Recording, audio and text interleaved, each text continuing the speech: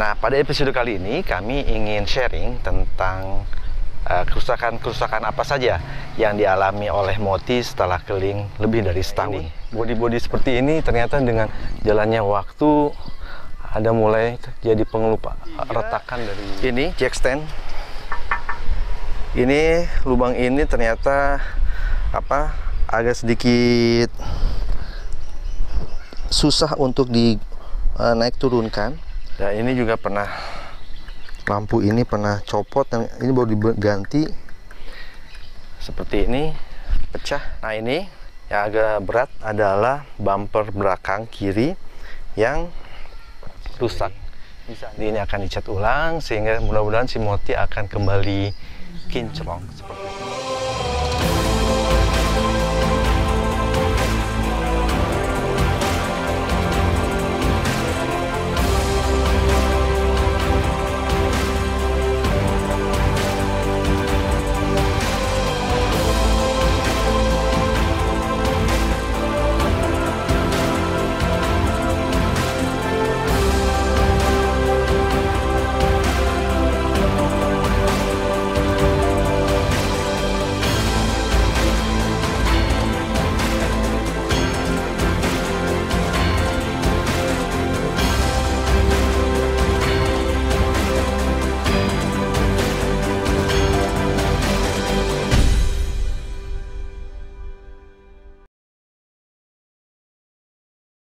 Ya, assalamualaikum, selamat pagi, jumpa kembali dengan keluarga Kusumayadi.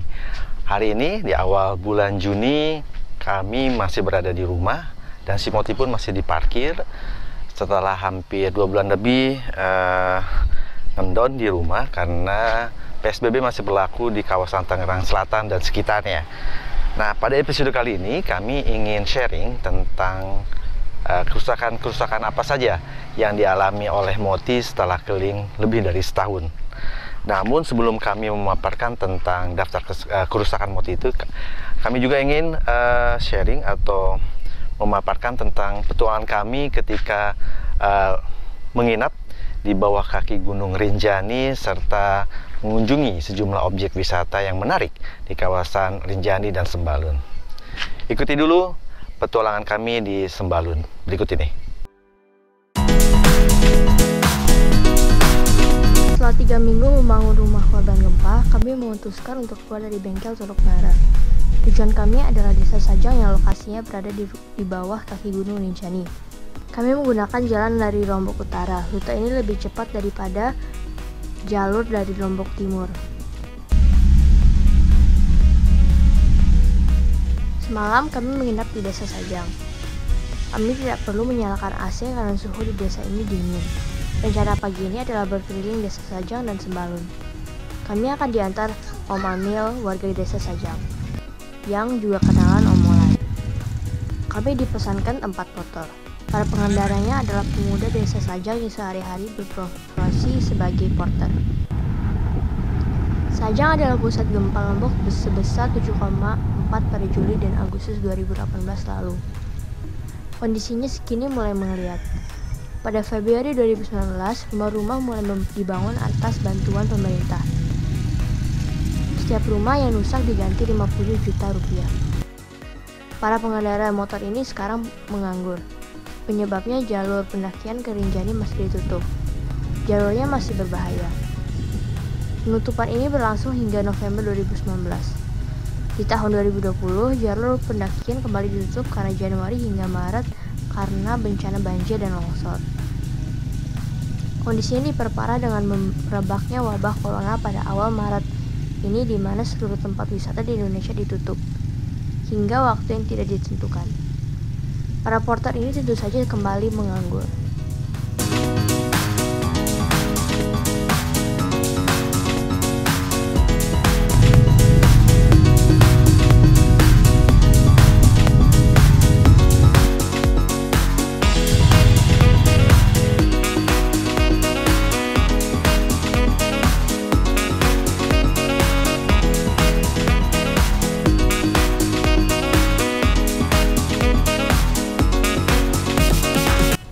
Villa ini memiliki pemandangan yang super karena dapat melihat Gunung Rinjani. Villa ini kabarnya sudah lama tidak ditempati. Warga setempat memanfaatkan tanahnya untuk bertani.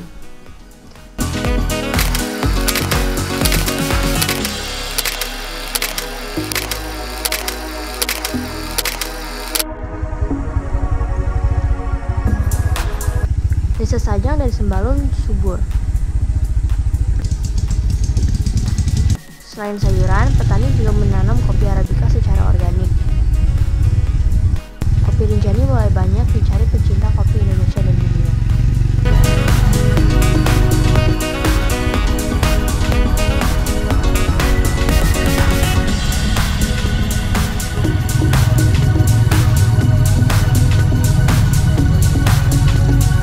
Tujuan kami selanjutnya adalah Bukit Selong di Sembalun.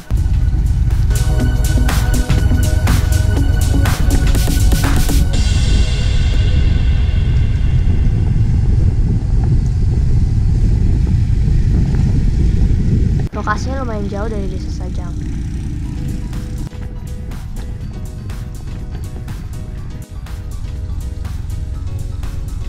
Kami harus hati-hati berkendara karena jalannya naik turun dengan tikungan ekstrim.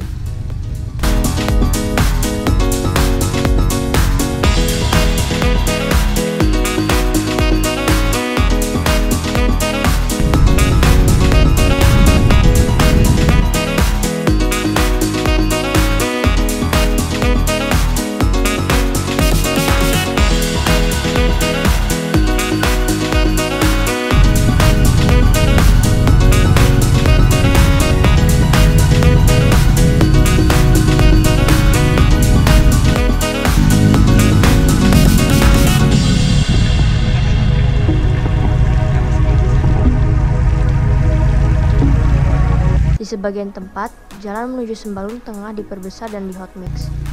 Jika sudah selesai, perjalanan ke Rinjani dan Sembalun tentu saja lebih nyaman.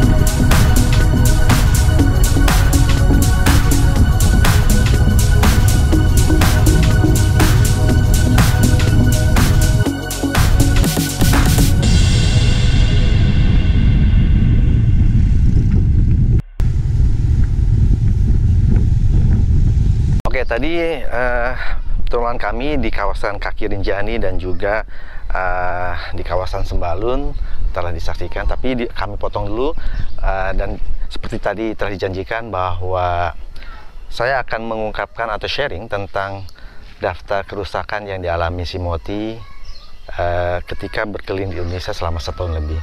Yang pertama ini. Dilihat dari bodi sebenarnya alhamdulillah ternyata tidak terlalu banyak yang mengalami kerusakan.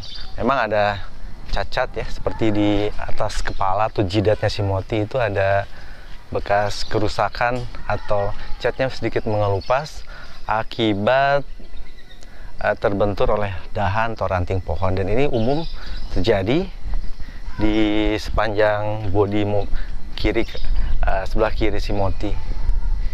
Ya, ini disebabkan karena bodi Moti lumayan tinggi, yaitu sekitar hampir 3,2 meter, sehingga terbentur atau terkena ranting dan dahan pohon itu menjadi sebuah kepastian. Dan rencananya kami akan membawa, atau ini sudah ditanda seperti Anda lihat di sini. Ini sudah ditandai ya. Ini juga ada tulisan stiker jangan dilepas atau dicat. Ini adalah tulisan yang dibuat oleh petugas asuransi yang akan kami klaim kerusakan-kerusakan ini dan akan dicat ulang. Rencananya satu bodi si Moti ini akan dicat ulang seluruhnya. Ini juga atas permintaan atau dari pihak asuransi sendiri. Jadi ini akan dicat ulang sehingga mudah-mudahan si Moti akan kembali kinclong seperti semula ketika dia keluar dari karoseri Delima Jaya. Nah, kemudian ini ada cacat-cacat seperti ini karet, list karetnya yang juga kena terbentur oleh selama perjalanan. Dan ya, ini yang menjadi dilema bagi kami adalah jika Simoti akan dicat ulang seluruh bodi, maka stiker keluarga Kusumayadi dan juga peta yang ada di sebelah kanan harus dicopot atau harus dikelupas. Ya, sampai saat ini kami masih negosiasi apakah stiker ini masih bisa dibuka atau tidak, ya, atau harus memang dicopot agar pengecatan seluruh bodi bisa dilakukan dengan cepat dan mudah. Dan oke, yang kedua masalah ini adalah ini winch, dudukan winch. Ternyata setelah kemarin dicek, mur baut dari winch ini udah lepas. Nah, ini yang sebelah kanan ternyata lepas, sementara sebelah kiri mur bautnya kami cek masih ada. Nah, itu masih terpasang dengan baik, dan kalau kita perhatikan ini masih kuat, alhamdulillah. Namun ini rencananya akan dibawa ke karoseri untuk diperbaiki atau dipasang kembali mur bautnya agar safety-nya lebih baik. Terus, nah ya, ini bodi-bodi seperti ini ternyata dengan jalannya waktu ada mulai jadi retakan dari cat maupun terkelupas bodinya seperti ini di sini. Ya. Itu. Kemudian di luar sendiri mungkin nanti tangki kompartemen ini akan diperiksa ulang karena air dari air hujan selalu tertampung dan akhirnya ngumpul di kompartemen ini. Nanti akan didiskusikan dengan karoseri Delima Jaya bagaimana solusinya, karena dikhawatirkan apabila kejadian ini terus berulang, maka bodi Simoti akan lebih cepat untuk kena karat. Oke. Ketiga, ini jack stand. Ini lubang ini ternyata agak sedikit susah untuk naik turunkan karena jack stand sebelah kiri ini khususnya pernah tersangkut di tanah akibat Simoti kepater di beberapa tempat. Nah, ini akan diminta agar si jackson ini akan diperbaiki agar jadi lebih mudah dan baik dan kembali. Dan ini juga pernah, lampu ini pernah copot dan ini baru diganti seperti ini, pecah karena pernah si Moti ini menyerempet mobil ketika parkir di rest area di tol. Nah, ini yang agak berat adalah bumper belakang kiri yang rusak. Bisa Anda lihat, ini tidak pas lagi. Ini berbeda dengan area kanan, di mana posisinya, nah ya, bagus. Sementara yang sini ada ruang. Nah, ini karena waktu di Sulawesi, bumper ini terantuk 2 kali atau terbentur 2 kali oleh batu. Jadi ketika parkir nabrak dan juga ketika mau masuk ke dalam ferry Roro. Jadi ferry Roro ini ternyata posisi jalannya menuju masuk itu terlalu bawah akibat ada pasang surut air laut, sehingga Moti yang lumayan panjang tidak cukup mulus untuk masuk ke dalam ferry Roro, sehingga bumper belakang kami terbentur oleh jalanan. Ya, ini yang akan diperbaiki juga rencananya. Nah, kemudian dari sebelah kanan Ini tentu ya. Nah, ini juga sudah akan nanti ada perubahan-perubahan. Ini akan dicat ulang. Ini ada terjadi goresan-goresan yang rencananya akan dicat ulang. Dan ya, sementara sebelah kanan ini tidak ada banyak yang rusak, kecuali mungkin karena adanya air dari atas panel yang muncul karat, yang sebenarnya masih bisa diperbaiki sih, nggak terlalu kotor. Oke, ini juga nanti jacksen akan diperbaiki juga agar mudah untuk dinaik turunkan. Sebelum ke Bukit Selong, kami mengunjungi desa tradisional.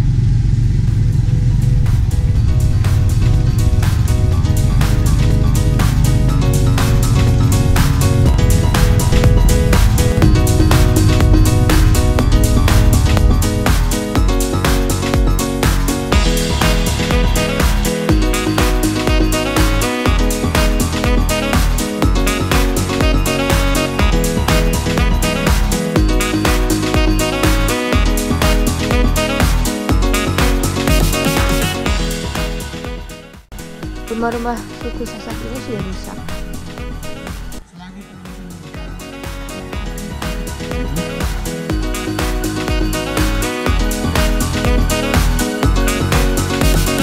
Tidak menghilangi keasliannya. Kayu sapi itu memiliki manfaat. Yang pertama, karena kami di dataran tinggi, suhunya begitu dingin. Kayu sapi itu memberikan kehangatan, ya. Kayu sapi itu memberikan sedikit lah menghilangkan rasa dingin itu. Yang kedua, kayu sapi itu bisa mengusir nyamuk. Ya, tapi bukan ditempelin di kulit. Kalau udah kita tempel di lantai ini secara tidak langsung, dia sudah mengusir nyamuk. Itu yang bisa.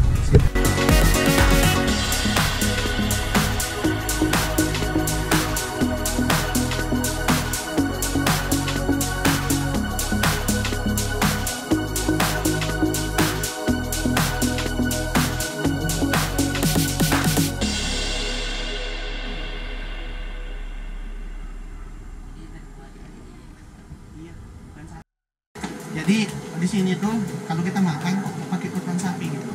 Nah, bukan hanya kotoran sapi yang dipakai, ada campurannya, dicampur sama tanah liat prosesnya. Ada tanah liat dicampur sama kotoran sapi, dicampur ya. Kalau udah dicampur, otomatis baunya akan hilang. Terus Ya. padat ya? Padat ya bu, kental. Nggak akan gitu ya? Apa? Pernah lihat? Dia jadi kayak semuanya kan Betul, gitu. ini kayak sebenarnya kan. Cuman di sini kan cuma begini. Saya di sini cuma sebentar doang gitu. Jadi Apa namanya? Jadi pembagian bahannya. Nah, jadi di sini tempat pengiriman ikan baik. Kalau tidak ada yang mati, kami gunakan untuk penyimpanan tamu, ruang tamu di sini. Kalau tidak ada tamu pada waktu itu, kami gunakan untuk tidur jika keluarga kami banyak. Nah, di belakang bapak ini ada tempat masak yang dimana ada dua tempat.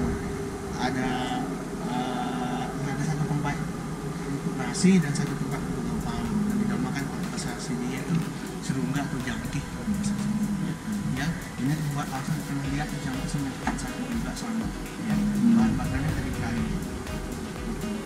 Tadi di sini di tempat ini ada begitu panjang, ini bila begitu lebar, inilah yang gunakan di gudang bakar kami.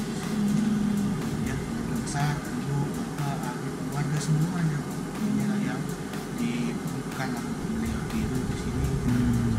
Nah, yang di belakang adik itu ada kamar, yang dimana kamar itu dinamakan pada kamar. Ya, itu fungsinya khusus untuk penyimpanan anak perempuan. Anak perempuan yang dimana anak perempuan itu yang sudah dewasa atau haid gitu ya. Karena di sini suku Sasak itu memiliki budaya atau khas itu yang dinamakan culik menculik. Ya, karena kalau kami kawin, kami siap menculik perempuan. Kalau kami nggak menculik, pasti kami berusaha ada di sini. Ya, dimanapun di Lombok ini, Pak. bisa ditanyakan sama Lombok dengan sampai Lombok. Pokoknya selama dia masih dipayungi sama suku Sasak, kami tradisinya culik menculik. Makanya orang Malaysia itu bilang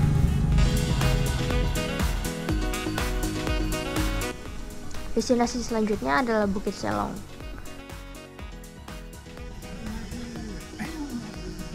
Setelah di atas, pemandangannya memang super.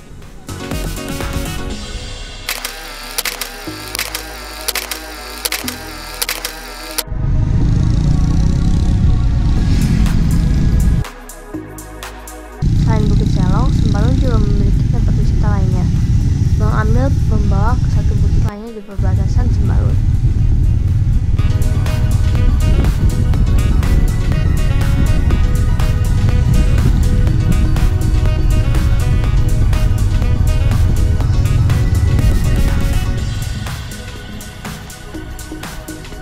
Dari lokasi ini kita bisa melihat sawah serta jalan dari ketinggian.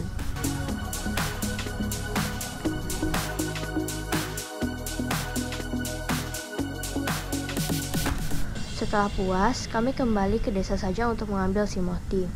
Setelah pamit kepada keluarga Om Amil, kami melanjutkan ke perjalanan ke Pantai Kuta dan Tanjung An di Lombok Timur. Oke, tadi itu petualangan kami setelah berkeliling di kawasan Kaki Rinjani dan juga Sembalun. Dan seperti tadi telah saya janjikan, kita akan lanjutkan tentang daftar kerusakan MOTI, yaitu setelah melakukan perjalanan selama keliling 1 tahun keliling Indonesia. Nah, yang selanjutnya adalah yang ingin saya sharing, yaitu ini ya, pompa. Oke. Ini pompa, ternyata pompa sedot yang kami miliki ternyata mengalami kerusakan, terbukti di sini. Jadi listriknya pun sama sekali si pompa ini tidak berbunyi sama sekali. Nah, kita tidak tahu apakah pompanya memang rusak atau aliran listrik yang ke tempat ini yang mengalami kerusakan. Maka ini juga akan diperbaiki oleh pihak karoseri nanti. Ini pompa, bagian pompa. Oh ya, selain pompa juga sebenarnya soal kelistrikan kami pernah juga mengalami kerusakan. Ini adalah genset kedua kami. Sebelumnya adalah genset jenis Hyundai 2000 watt, dan ini 1200 watt. Ini pernah mengalami kerusakan di Pulau Togean, sehingga kami harus membeli yang baru untuk memenuhi listrik untuk AC split di dalam. Oke, setelah genset juga ini AC split kami outdoor, unit outdoor kami pun pernah rusak. Jadi dia hanya mengeluarkan angin tanpa ada efek dingin. Ternyata hardware di dalamnya atau part di dalamnya itu mengalami kerusakan. Sejauh ini menurut pihak teknisi, ya, waktu kami perbaiki di Pangkalan Bun di Kalimantan Tengah, ini diduga karena arus listrik voltase yang masuk ke dalam AC split ini naik turun secara ekstrim, sehingga part yang ada di dalamnya mengalami kerusakan. Nah, bagian luar eksterior juga adalah, saya lupa, ini adalah jendela.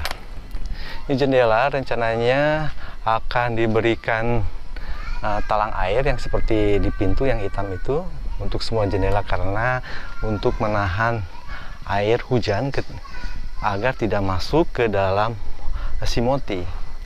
Berdasarkan pengalaman, air hujan tetap masuk walaupun jendela kami sudah ditutup rapat. Oke, sekarang kita masuk ke dalam rumah atau ke dalam simoti.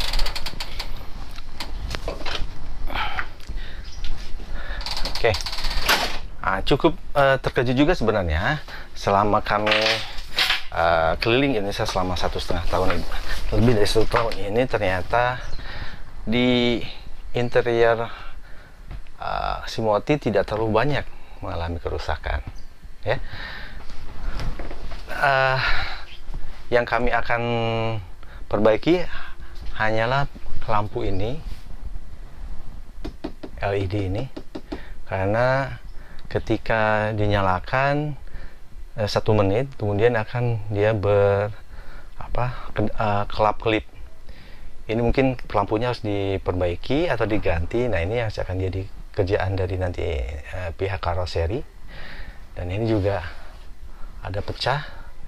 ini akan dicek ini apa masalahnya, apakah ada hubungannya dengan beban di atas atau hal lainnya. Di atap ini yang seperti pecah ya, Anda saksikan ini pecah nih. Oke. Ini akan dicek oleh pihak karoseri. Selain itu, oke, ada beberapa hal yang pernah rusak ketika melakukan perjalanan. Yang pertama ini adalah pintu. Ini pernah copot pintu kamar mandi ini, tapi ketika perjalanan selesai dari Sumatera, pintu ini berhasil diperbaiki oleh pihak karoseri, dan alhamdulillah selama perjalanan seterusnya masalah pintu tidak lagi menjadi problem bagi kami. Nah, kemudian yang juga pernah bermasalah adalah kelistrikan. Seperti tadi genset, listrik kami pun dari solar panel ini, terutama inverternya ini pernah rusak, dan kami ganti sendiri di Manado setelah pihak vendor kami dari Sun Energy mengirimkan spare partnya ke Manado, dan kami pasang sendiri. Ternyata inverter ini plug and play sehingga mudah sekali untuk diperbaiki oleh sendiri malah. Sementara kawasan dapur, alhamdulillah tidak ada masalah yang besar. Kompor kami berjalan dengan baik, kemudian air juga alhamdulillah tidak ada masalah ya. Kemudian ini paling ini aja furnitur nanti akan kita isi karena ada lepas dan hilang. Sementara water filter sekarang ini sedang dicopot, tidak ada di tempatnya dan digunakan di rumah. Water filter ini waktu di Manado sempat mengalami kerusakan dan dibawa ke MW. Ternyata bermasalah di adaptornya. Ini juga kemungkinan besar akibat listrik di moti tidak stabil voltasenya. Nah, sehingga adaptornya dulu yang terkena masalah, dan kemudian sudah berhasil diganti dan diberi yang baru. Di bagian kamar mandi sendiri sebenarnya tidak ada yang perlu diperbaiki. Ini masih bagus semua, alhamdulillah. Kecuali nanti mungkin saluran air pembuangan ini yang juga memang harus dicek, karena akibat akibat mobil atau si Moti ini pernah terbentur ketika naik ke Ferry Roro. Penampungan air kotor kami sempat rusak dan berhasil diperbaiki di Bitung di Sulawesi Utara, dan akan dicek ulang oleh pihak karoseri nanti ketika si Moti akan diopname ulang. Begitu saja sharing kami tentang daftar kerusakan si Moti setelah berkeliling Indonesia selama lebih dari 1 tahun. Terima kasih sudah menonton tayangan ini. Jika masih ada pertanyaan, silahkan tulis komen dan pertanyaan di kolom komentar. Insya Allah kami akan jawab di episode selanjutnya. Terima kasih. Semoga video kami bermanfaat. Assalamualaikum warahmatullahi wabarakatuh.